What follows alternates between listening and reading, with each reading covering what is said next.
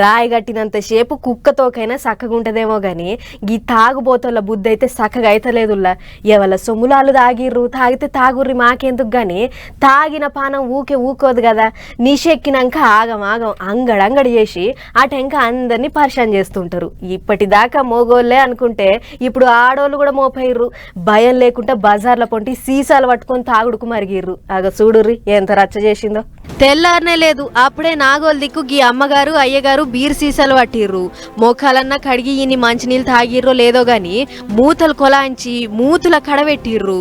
ఇంతల్నే అటు దిక్కు వాకింగ్ చేసుకుంటే కొందరు వచ్చిర్రు. ఇది మందు తాగే జాగ కాదు, మంది తిరిగే జాగని బుద్గరిచ్చిర్రు. మరి అప్పటికే మేడం గారు ఎన్ని సీసాలు లేపిందో ఏమో.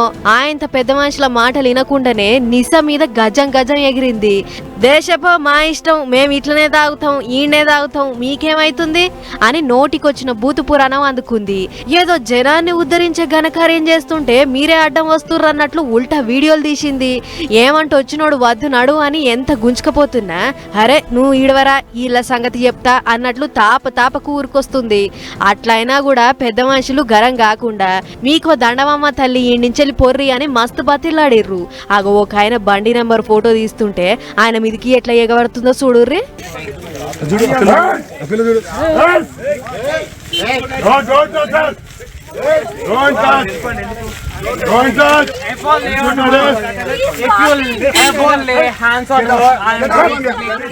గిట్ల ఎవ్వళ్ళు మందలిస్తే వాళ్ళను చిన్న పెద్ద తేడా మర్చి నానా పెంట చేసింది. ఎంత నిమ్మలంగా చెప్తున్నా ఇనకపోయేటాళ్లకు ఎంతసేపు బతిల్నాడాలే మిమ్మలను అని బలిమీటికి కార్ల గుక్కిర్రు. రాంగ్ రూట్లనే రువ్వడుగా పోతుంటే ఇటు బాజు కూసున్నోడు సీసా వగలు కొట్టిండు.